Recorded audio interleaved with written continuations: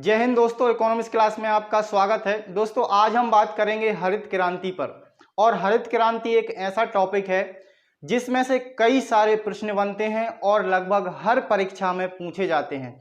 UPPSC की दृष्टि से भी ये क्लास हमारी बहुत महत्वपूर्ण है, क्योंकि हरित क्रांति वाला जो टॉपिक है ये इसमें पूछा ही जाता है और इसमें से प्रश्न आते ही हैं, रिटर्न में भी आते हैं और ऑब्जेक्टिव में भी आते हैं। तो चलिए बात करते हैं, समझते हैं हरित क्रांति के अंतर्गत जितने भी क्वेश्चन बनते हैं आज सभी को हम लगभग कवर करने का प्रयास करेंगे।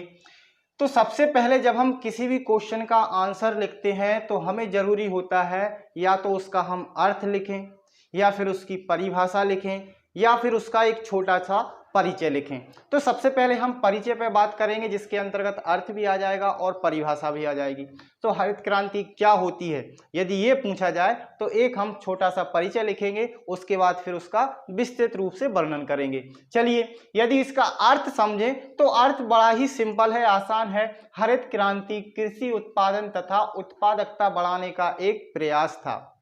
क्या था? एक प्रयास था जो कृषि क्षेत्र का विकास करना चाहता था। कृषि क्षेत्र में ऐसा विकास ताकि हमारी जो फसलों की उत्पादकता हो वह अधिक हो। इसमें उच्च गुणवत्ता के जो बीज हैं उनका प्रयोग किया जाए ताकि जो उत्पादन है वो बढ़ जाए। तो इससे क्या होगा? फसलों की उत्पादकता भी बढ़ेगी और हमारा उत्पादन भी बढ़ेगा, कृषि क्षेत्र का उत्पादन भी बढ़ेगा। ये था। इसके अंतर्गत देखिए कृषि क्षेत्र का विकास, उच्च उत्पादकता वाले बीज जिन्हें हम हाई यील्ड वैरायटी भी कहते हैं, सिंचाई का विकास करना, कृषि क्षेत्र जो था उसको मशीनीकृत करना, मशीनों का प्रयोग करना, रासायनिक उर्वरकों का प्रयोग करना आदि इसमें सम्मिलित किए जाते हैं। और यदि हम देखें तो जो विश्व क्रांति है, विश्व हरित क्रांति, उसके जो जनक माने जाते हैं वो नॉर्मन बोरलॉग माने जाते हैं। कौन माने जाते हैं? Norman Borlaug. तो सबसे ज्यादा प्रश्न यही पूछा जाता है कि विश्व हरित क्रांति के जनक कौन है या जनक क्रांति जो हरित क्रांति है उसके पिता कौन है, तो उसका आंसर होता है दोस्तों नॉर्मन बोरलॉग। ये ध्यान रखना, ये बहुत महत्वपूर्ण है। ये अमेरिका के रहने वाले थे, अमेरिका के कृषि वैज्ञानिक हैं। इन्हें 1970 में उच्च उपज देने वाली किस्मों को विकसित करने के लिए नोबेल शांति पुरस्कार दिया गया है। ये ध्यान रखना। कृषि क्षेत्र में किसे नोबेल पुरस्कार मिला है? कृषि क्षेत्र में नोबेल शांति पुरस्कार किसको मिला है? नॉर्मन बोरलॉग को। तो ये सभी महत्वपूर्ण बिंदु हैं, इन्हें हर बिंदु को हमें ध्यान से समझना है और याद रखना है क्योंकि ये परीक्षा में पूछे ही जाते हैं। इसके बाद यदि हम बात करें भारत में हरित क्रांति की, तो भारत में हरित क्रांति की जो शुरुआत है वो लगभग वर्ष 1960 और 61 के वर्ष में मानी जाती है, लेकिन इसको औपचारिक रूप से जो अपनाया गया है वो 1966-1967 में अपनाया गया है। और जब भी ये प्रश्न पूछा जाता है कि भारत में हरित क्रांति की शुरुआत कब हुई, तो उसके जो ऑब्जेक्टिव टाइप के प्रश्न रहते हैं उसमें आंसर 1966-1967 ही रहता है। तो आपको यही लिखना है। लेकिन शुरुआत कब से हुई, प्रयास कब से हुए? ये प्रयास हुए हैं 1960 और 61 में।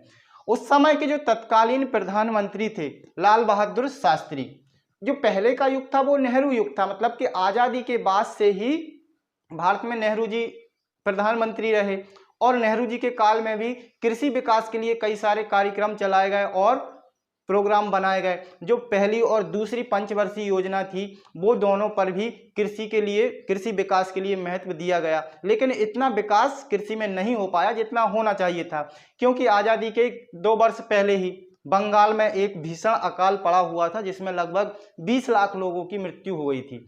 तो भारत एक खाद्यान्न के संकट से जूझ रहा था, मतलब खाद्यान्न की बहुत ज़्यादा कमी थी और अमेरिका से खाद्यान्न को आयात करना पड़ता था, जैसे कि गेहूं हुआ। और अमेरिका से जो आयात होता था वो ये कहते हैं कि जब हम पढ़ेंगे, कृषि विकास पढ़ते हैं, तो ये माना जाता है कि अमेरिका से जो खाद्यान्नों का आयात किया जा रहा था वो जानवरों के खाने लायक था, मतलब कि जो जानवरों को दिया जाता है, जैसे कि चना हो गया या जो अनाज हो गया खराब वाला, जो जानवरों के लिए डाल दिया जाता है, जो आदमी को, जो मनुष्य को खाने लायक नहीं रहता है, वो आयात किया जाता था।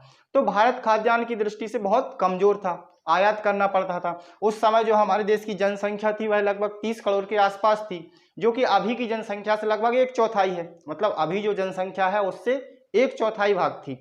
फिर भी देश में खाद्यान्नों की कमी थी और उत्पादन भी बहुत कम था। यदि हम 1 हेक्टेयर की बात करें, 1 एकड़ की बात करें, तो 1 हेक्टेयर में लगभग 8 किलो गेहूं निकलता था। इतनी उत्पादकता कम थी हमारी जो फसलें थीं।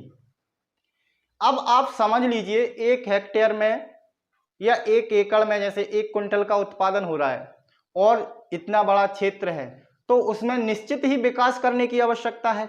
अब मान के चलें जैसे कि फसल है, अब मान लीजिए उस समय हमारे देश में जो फसलें होती थी उनकी हाइट बहुत ज़्यादा होती थी, हाइट ज़्यादा होती थी और उत्पादकता कम रहती थी, तो उसमें भी विकास करना था, जिससे कि हमारे देश का भी क्या वो जो खाद्यान्न की पूर्ति थी वो संभव नहीं थी, बहुत कम उत्पादकता थी। अब 1 एकड़ में यदि 8 किलो गेहूं निकलेगा तो क्या क्या पूर्ति होगी, इसीलिए भारत में अकाल पड़ जाते थे।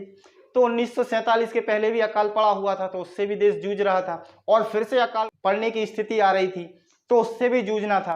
तो लाल बहादुर शास्त्री जी ने जय जवान जय किसान का नारा देकर जवानों को और कृषकों को दोनों को प्रोत्साहन दिया।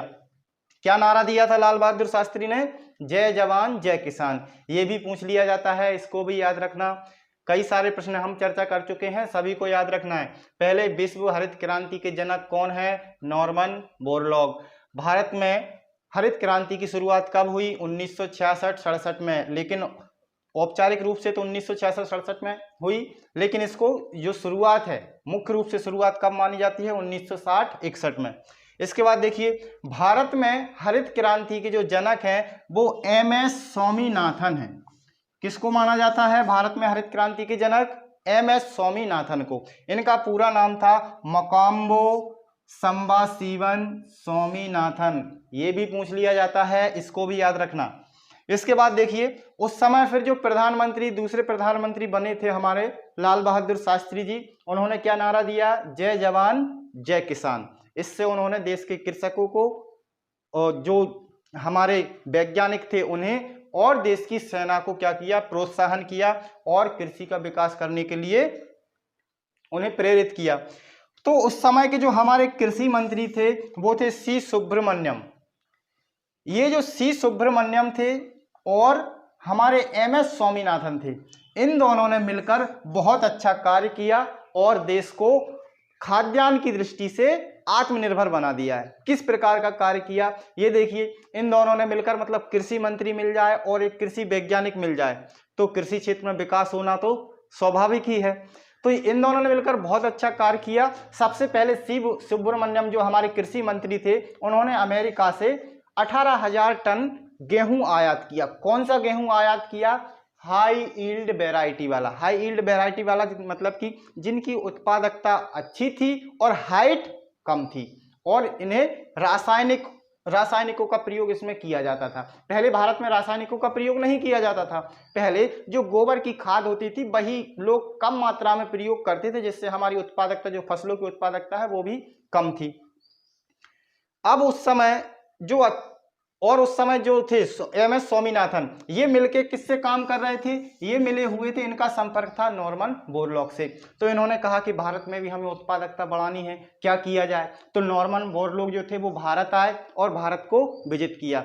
भारत को विजिट करने के बाद इन्होंने पता लगाया कि ये जो फसलों का इन्होंने निर्माण किया, ये जो नई किस्मों की बीज हैं जिनको इन्होंने निर्मित किया है, नई फसलों के बीज क्या होते हैं? हाई यील्ड वैरायटी फसल क्या होती है? मान के चलिए हमारी अभी फसल है गेहूं की यदि हम बोते थे तो एक बाल निकल के आती थी और इसमें एक ही बाल लगती थी छोटी छोटी, वो भी बहुत लंबी थी, ऊंचाई बहुत ज़्यादा थी उनकी, ज़्यादा वजन हो जाता था और ये गिर जाती थी। इसमें खाद बीज ज़्यादा डालते थे या फिर फ्राचली ज़्यादा करेंगे तो ये नीचे गिर जाती थी, फिर ये नष्ट हो जाती थी, तो इनकी लंबाई ज़्यादा थी। लेकिन इन्होंने जो किस्में इन्होंने निर्मित की थी, किसने? नॉर्मन बोरलॉग ने। ये क्या थी? इनकी हाइट छोटी थी और ये एक ही पौधे में से 2-3 इस प्रकार से निकलती थी। अब यहाँ पर देखिए पहले एक जो बाल लग रही थी जिसमें अनाज होता है, उसके बाद यदि 2-3 लगेंगी तो उत्पादन में वृद्धि होगी कि नहीं? यहाँ पर यदि 2-3 लगेंगी, ये कर लिया था इन्होंने, ये इनका विकास कर लिया था। मतलब कि हाई यील्ड वैरायटी वाली फसलें जो उच्च उपज देती थी, उच्च उपज देने वाली किस्में थी, किसकी? गेहूं की। इन किस्मों का पहले इन्होंने क्या किया? भारत का भ्रमण किया कि किस क्षेत्र में हो सकता है। तो पंजाब और पश्चिमी उत्तर प्रदेश का इन्होंने सुझाव दिया था, पंजाब, हरियाणा और पश्चिमी उत्तर प्रदेश। तो वहां पर फिर जो कृषि मंत्री थे उन्होंने 18,000 टन ये हाई यील्ड वैरायटी वाली फसलों का आयात किया, और जो सी सुब्रमण्यम थे कृषि मंत्री थे उन्होंने आयात किया। और MS स्वामीनाथन के फिर नेतृत्व में सबसे पहले एक कार्यक्रम चलाया गया कृषि में उत्पादकता बढ़ाने के लिए, वो कार्यक्रम था गहन कृषि जिला कार्यक्रम। ये जो चलाया गया था इसकी शुरुआत की गई थी कब? 1960 में। ये भी ध्यान रखना, गहन कृषि जिला कार्यक्रम की शुरुआत कब हुई? 1960 में, और 7 जिलों से की गई थी, जिसमें से कुछ जिले थे उत्तर प्रदेश के, पश्चिमी उत्तर प्रदेश के, कुछ हरियाणा के और कुछ पंजाब के, क्योंकि वहां की जो भूमि थी वो अच्छी थी, अच्छी उपज देने वाली थी, उसकी गुणवत्ता थोड़ी अच्छी थी, तो वहां पर इसकी शुरुआत की गई। और ये जो कार्यक्रम था ये बहुत ज्यादा सफल हुआ। वहां का जो उत्पादन था, जो 1 एकड़ में 8 किलो गेहूं देता था, वो लगभग 3 गुना बढ़ गया। 3 गुना बढ़ गया मतलब कि ज्यादा उत्पादन होने लगा। जैसे कि 1 कुंटल का उत्पादन होता था जितनी भूमि में, वो उत्पादन बढ़ के कितना हो गया? 3 से 4 कुंटल हो गया, तो उत्पादकता बढ़ गई। इससे क्या हुआ कि इन्हें बहुत ज्यादा प्रोत्साहन मिला, सरकार को भी प्रोत्साहन मिला। फिर 1965 में ये 7 जिलों से बढ़कर कितना कर दिया गया? 114 जिलों में। कितने जिलों में कर दिया गया? 114 जिलों में। और उस कार्यक्रम का नाम दिया गया गहन कृषि क्षेत्रीय कार्यक्रम, इंसेंटिव एग्रीकल्चर डिस्ट्रिक्ट प्रोग्राम। पहले का नाम क्या है? इंसेंटिव एग्रीकल्चर डिस्ट्रिक्ट प्रोग्राम, और दूसरे का नाम क्या है? Incentive agriculture area programme. इनको भी ध्यान रखना, अंग्रेजी नाम भी ध्यान रखना और हिंदी नाम भी ध्यान रखना। जो 7 जिलों में शुरुआत किया गया था उसका नाम क्या था? गहन कृषि जिला कार्यक्रम। और जो 114 जिलों में फिर शुरुआत की गई थी उसका नाम था गहन कृषि क्षेत्रीय कार्यक्रम। ये कब से हैं? जब हमारी शुरुआत नहीं हुई थी। अभी तक जो हम पढ़ रहे हैं, अभी तक इसको हरित क्रांति नाम भी नहीं दिया गया था। किसे? जिसे हम अभी हरित क्रांति पढ़ते हैं, इसका नाम अभी नामकरण नहीं हुआ था। उससे पहले हमारे ये कार्यक्रम भारत में शुरू हो गए थे। अब ये जो कार्यक्रम हुए, इनसे उत्पादन में बहुत ज्यादा वृद्धि हुई। जो हमारा देश विदेशों से आयात करता था गेहूं, क्या हो गया? आत्मनिर्भर हो गया। और एक कंडीशन ऐसी भी आ गई कि हम विदेशों को भी निर्यात कर सकते थे। इतनी हमारी मतलब गुणवत्ता या इतनी हमारे उत्पादन में वृद्धि हुई। किससे? हरित क्रांति से। ये जो प्रोग्राम चलाए गए थे। अब इस प्रोग्राम के अंतर्गत क्या किया जाता था? इस प्रोग्राम के अंतर्गत जो कृषक थे उन्हें हाई यील्ड वैरायटी वाले बीज उपलब्ध कराए जाते थे। बीज उपलब्ध कराने के साथ साथ सरकार ने सिंचाई सुविधाओं का भी विकास किया। रासायनिक उर्वरकों का प्रयोग बढ़ाया। किसका? जो रासायनिक खाद थे उनका प्रयोग बढ़ा दिया, जिससे उत्पादकता में और वृद्धि हुई। कई सारे कार्यक्रम चलाए गए, बहुफसली कार्यक्रम चलाए गए, परिवहन सुविधाओं में विकास किया। ये जो सारे कार्य हैं किसके द्वारा किए गए हैं? ये सरकार के द्वारा किए गए थे। और इन कार्यों को क्या किया जाता है? हरित क्रांति के प्रमुख तत्व कहा जाता है। और यदि ये पूछा जाए कि हरित क्रांति के प्रमुख तत्व क्या है, तो इन सारे तत्वों को लिखना है और इनका वर्णन करना है। चलिए फिर से चलते हैं।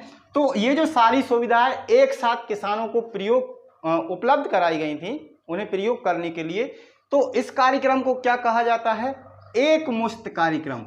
ये भी ध्यान रखना है। एक मुश्त कार्यक्रम क्या है? एक मुश्त कार्यक्रम के अंतर्गत किसानों को हाई यील्ड वैरायटी वाले बीज, सिंचाई सुविधाएं, रासायनिक उर्वरक, बहुफसली कार्यक्रम, परिवहन सुविधाएं, भंडारण एवं विपणन सुविधाओं जैसी जो सुविधाएं थी वो एक साथ मुहैया जब कराई जाती हैं तो उसे बोलते हैं एक मुश्त कार्यक्रम। इतना याद रहेगा। अब देखिए उसके बाद क्या है? अच्छी किस्मों के बीज तैयार करने के लिए, किसमें? भारत में। भारत में अच्छी किस्म के बीज तैयार करने के लिए 1963 में राष्ट्रीय बीज निगम की स्थापना हुई। तो यदि प्रश्न आता है कि राष्ट्रीय बीज निगम की स्थापना कब हुई? 1963 में। ये आंसर हो गया।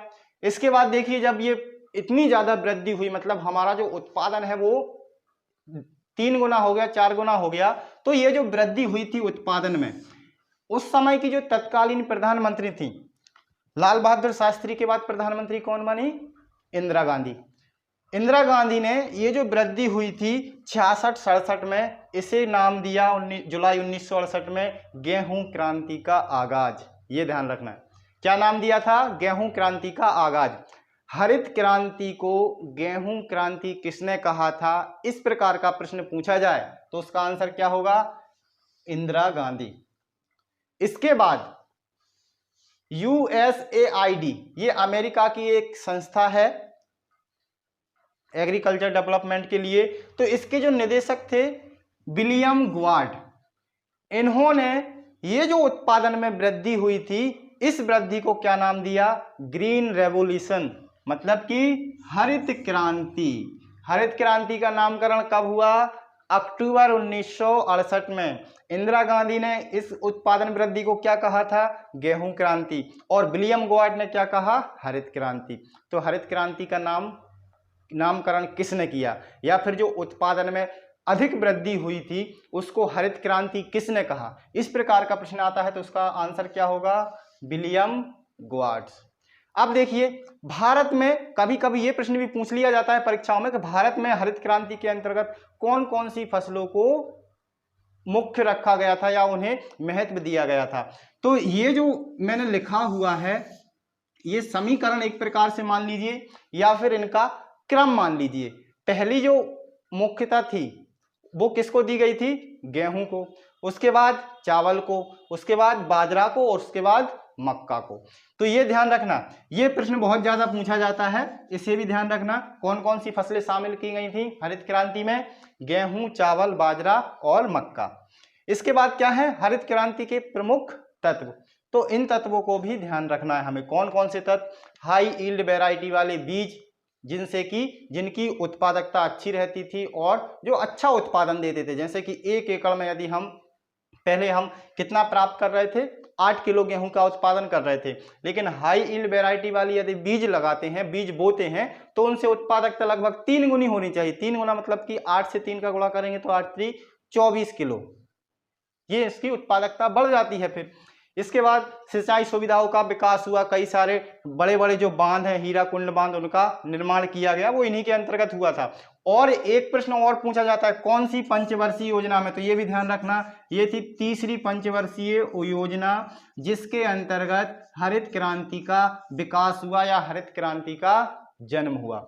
ये प्रश्न भी पूछ लिया जाता है। तो तीसरी पंचवर्षीय योजना याद रखना, तीसरी पंचवर्षीय योजना ये भी याद रखना। और उस समय की तत्कालीन प्रधानमंत्री कौन थी? इंदिरा गांधी। उससे पहले कौन थे? प्रधानमंत्री लाल बहादुर शास्त्री, और लाल बहादुर शास्त्री से पहले पंडित नेहरू। इतना हो गया। ये सारे प्रश्न बहुत महत्वपूर्ण हैं। देखिए, कई सारे प्रश्न हमने यहाँ पर कवर कर लिए हैं। एक बार उन प्रश्नों पर हम नजर डाल लें, उसके बाद हम क्लास को समाप्त करते हैं। सबसे पहला प्रश्न है, विश्व हरित क्रांति के जनक कौन है? Norman Borlaug. इन्हें शांति पुरस्कार किस क्षेत्र में दिया गया है और कब दिया गया है? तो 1970 में उच्च उपज देने वाले किस्मों को विकसित करने के लिए नोबेल शांति पुरस्कार दिया गया है। ये दो बातें हो गई, ये अमेरिका के कृषि वैज्ञानिक हैं। इसके बाद आते हैं भारत में हरित क्रांति। तो भारत में हरित क्रांति औपचारिक रूप से कब अपनाई गई? तो इसका आंसर क्या होता है? 1966-67 में। किस पंचवर्षीय योजना में? तो तीसरी पंचवर्षीय योजना में। भारत में हरित क्रांति की शुरुआत कब से हुई थी? 1960 और 61 में। ये ध्यान रखना। भारत में हरित क्रांति के जनक किसे कहा जाता है? MS स्वामीनाथन को। MS स्वामीनाथन का पूरा नाम क्या है? मोकोम्बो संबाशिवन स्वामीनाथन। इसके बाद लाल बहादुर शास्त्री ने कौन सा नारा दिया? जय जवान जय किसान। कौन सा? जय जवान जय किसान। कृषि मंत्री कौन थे उस समय? C सुब्रमण्यम। ये भी ध्यान रखना, C सुब्रमण्यम और MS स्वामीनाथन की अच्छी केमिस्ट्री थी, दोनों ने मिलकर बहुत अच्छा काम किया, जिससे हमारा देश खाद्यान्न के उसमें आत्मनिर्भर हो गया। इसके बाद कौन कौन से कार्यक्रम चलाए गए थे? तो सबसे पहले 1960 में 7 जिलों से शुरुआत की गई थी गहन कृषि जिला कार्यक्रम की। जब ये कार्यक्रम सफल हुआ तो उसके बाद 1965 में 114 जिलों में ये लागू किया गया और उसका नाम रखा गहन कृषि क्षेत्रीय कार्यक्रम। और जब ये सारी सुविधा, जैसे सिंचाई सुविधा है, कृषि में उच्च उपज वाले बीज हैं, भंडारण सुविधा, सभी प्रकार की सुविधाएं, रासायनिक खादों की सुविधाएं जब उपलब्ध कराई जाती हैं एक साथ किसानों को, तो इस प्रकार के कार्यक्रम को कहते हैं एकमुश्त कार्यक्रम। ये ध्यान रखना। अच्छी किस्म बीज तैयार करने के लिए राष्ट्रीय बीज निगम की स्थापना कब हुई? तो इसका आंसर क्या है? 1963। गेहूं क्रांति नाम किसने दिया? उच्च उपज वाली, जब उत्पादन में वृद्धि हुई तो उत्पादन में वृद्धि को गेहूं क्रांति का नाम किसने दिया, या गेहूं क्रांति का आगाज किसने कहा? इंदिरा गांधी ने। उत्पादन में वृद्धि, कृषि क्षेत्र के उत्पादन में वृद्धि को हरित क्रांति किसने कहा? तो ये हैं विलियम ग्वार्ड। इसको भी ध्यान रखना। मुख्य फसलें कौन सी थी? गेहूं, चावल, बाजरा और मक्का। बहुत सारे पॉइंट हैं, बहुत इंपॉर्टेंट पॉइंट है, सभी को याद रखना। उसके बाद हरित क्रांति के प्रमुख तत्व ये हो गए। अब देखिए, ये तो ऐसे प्रश्न हैं जो परीक्षाओं में पूछे जाते हैं, प्रतियोगी परीक्षाओं में पूछे जाते हैं। इसके बाद मान लीजिए हम जैसे क्लास में पढ़ रहे हैं और क्लास में पूछा जाए हरित क्रांति क्या है, एक विस्तृत वर्णन कीजिए, तो उसका आंसर भी हम इसी प्रारूप में देंगे तो बहुत अच्छा होगा। क्यों होगा? पहले हमने क्या पढ़ लिया है, उसका एक परिचय ले लिया है। फिर भारत में हरित क्रांति किस प्रकार से आई, किस प्रकार से शुरू हुई, वो कर लिया है हमने। सारे पॉइंटों को हम किस में कर देंगे? सेंटेंसों में बदल देंगे, तो हमारा आंसर बहुत अच्छा हो जाएगा। तो ये सारे पॉइंट आप याद रखना, अभी आपको वार्षिक परीक्षा में भी काम आएंगे और उसके बाद प्रतियोगी परीक्षाओं में भी काम आने वाले हैं। चलिए, तो मिलते हैं अगली क्लास में, तब तक के लिए जय हिंद, वंदे मातरम।